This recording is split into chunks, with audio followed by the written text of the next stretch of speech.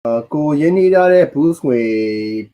တွေက audience like viewer comment share တွေကြောင့် Facebook ဒါမှမဟုတ် YouTube ကနေပြီးတော့ advertising တွေကြောင့်ငွေပြန်ဝင်လာတာမျိုးရှိလားတဲ့ရှိရဆိုလို့ရှိရင်လည်း numbers ကိုသတ်မှတ်ထားတဲ့ numbers ကိုရောက်အောင်ဘယ်နေရာမှာဖော်ပြထားလဲဆိုတော့အဲ့ဒီဟာအကြောင်းပြောရမယ်ဆိုလို့ရှိရင်ကျွန်တော်ကဘာပြောရမလဲဆိုတော့ Facebook ရဲ့ ads break ပထမတစ်ခုပြီးရင် instant article ပြီးရင် Google ရဲ့ assets နဲ့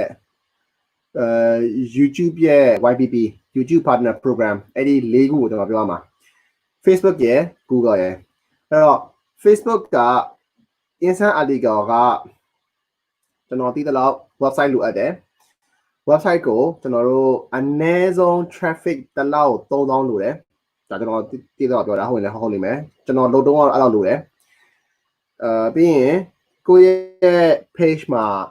engagement တစ်ခုကိုအနည်းဆုံးမလိုဘူးဆိုလို့ရှိရင်1000လောက်လိုရတူတယ်เนาะကျွန်တော် insert article မြန်မာပြည်မှာရတယ်အဲ့အရေးကြီးတယ်မြန်မာပြည်မှာရတယ်မြန်မာပြည်မှာမြန်မာ language နဲ့ insert article ရတယ်အခုလည်း insert article လုပ်နေတဲ့အဖွဲ့တော့များရှိတာ哦ဒုတိယတစ်ချက် ads break ads break ဆိုတာဘာလဲဆိုတော့ insert article ဆိုတာခုနဆော့ပြောတာ sorry ကျွန်တော် insert နဲ့ဘာလဲဆိုတော့ပြောမိသွားတယ် insert article ဆိုတာက website လိုပဲ Facebook ရဲ့အဲ့ link ကိုနှိပ်ရတာနဲ့ဖတ်ကြလာတယ်အရန်မြန်တယ်စာတွေဖတ်တော့ရတယ်အဲ့ insert article ads break က video အခုကျွန်တော်ဒီလိုမျိုး video ကြည့်နေတယ်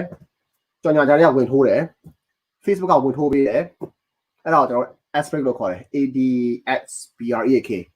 ads break အဲ့တော့ads break ကဘာတစ်ခုပြဿနာရှိလဲဆိုတော့ Facebook ကမြန်မာ audio မြန်မာစကားကိုနားမလည်ဘူးအဲ့တော့မြန်မာစကားပါရင် Facebook က ads break မပေးပါဘူး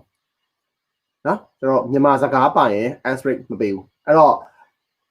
စာရင်းထိုးရတယ်အောက်မှာမြန်မာအတန်တောလို့မရဘူးအင်္ဂလိပ်လို့ပြောရင်ရတယ်နောက်တစ်ခုမြန်မာပြည်မှာရတယ်လို့တော့ကျွန်တော်မပြောချင်တယ်ကျွန်တော်အဲ့ခါကိုအဲ့ဒီ banking ကိစ္စကိုကျွန်တော်နောက်ဆုံးမှပြောမယ်နော် okay အဲ့တော့ Facebook insert article မြန်မာပြည်မှာလုပ်နေတဲ့လူရှိပြီလုပ်နေကြပြီတကယ်လည်းတစ်ထေးဖြစ်သွားလို့အများကြီးပဲတစ်လောက်ဒေါ်လာ9000လောက်ရကြတယ် insert article နဲ့အခုတော့မဟုတ်ပေါ့လေအရင်တော့ပါအခုတော့2000လောက်3000လောက်မကြည့်ဘူးတစ်လောက်ပဲရတယ်ကျွန်တော်ဟိုတနေ့ကကျွန်တော်အသီးတယောက်လာပြီးပြောတဲ့ဟာမျိုးဆိုလို့ရှိရင်သူ့ရဲ့ page က 7.8 million fan ရှိရယ်စနေဖိုင်ဒီမှာတော့ရှိရယ်ကျွန်တော်အဲ့တော့မှကျွန်တော်သိထားမိတယ်ကျွန်တော်အရင်အောင်ပါတယ်အဲ့တော့သူစီမှာဒေါ်လာတစ်ရက်တစ်လောက်ကိုဒေါ်လာ3000 4000insert article ဘက်ကဝင်တယ်မိုက်တယ်လုံးချင်တယ်ဆိုလို့ရှိရင်ပါပြီးရင် YouTube က YouTube မှာလုပ်ချင်မယ်ဖြစ်ဖြစ်ကျွန်တော်တို့ကိုယ့်ရဲ့ကိုယ်ပိုင် website တွေမှာလုပ်ချင်ရင်ပဲဖြစ်ဖြစ် Google AdSense လို့တယ် ADSENSE Google AdSense လို့တယ်YouTube ကဘာလုပ်ပေးလဲဆိုတော့ YouTube ကြည့်ရဆိုလို့ရှိရင်အခုသိမယ်တူပါတယ်ကျွန်တော်တို့ channel လေးလည်းတစ်ချက်ကြွားခွင့်ပေးပါကျွန်တော်စီမှာလက်ဆောင်ဆိုတဲ့ YouTube channel လေးရှိပါတယ်ကျွန်တော်ရဲ့business ပါ business အခု business တွေရတဲ့ခုပါကျွန်တော်အဲ့ဒါဟို blogger တွေအတွက်ကိုဦးစားပေးပြီးတော့ကျွန်တော်တို့လုပ်ပေးနေတာပါကျွန်တော်ပြတာ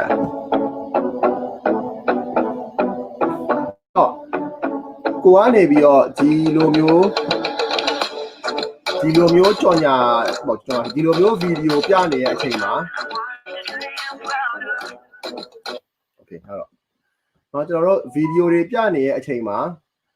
ဂျာထဲမှာပဲဖြစ်ဖြစ်အစမှာပဲဖြစ်ကြော်ညာထိုးပါတယ် Writing's not that easy. ဒါမျိုးတွေပေါ့ Grammarly can help.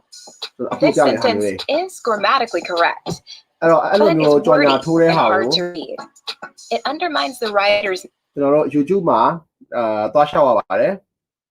message and the word choice is bland. Grammarly's cutting-edge technology helps you craft compelling, understandable. Okay အဲ့တော့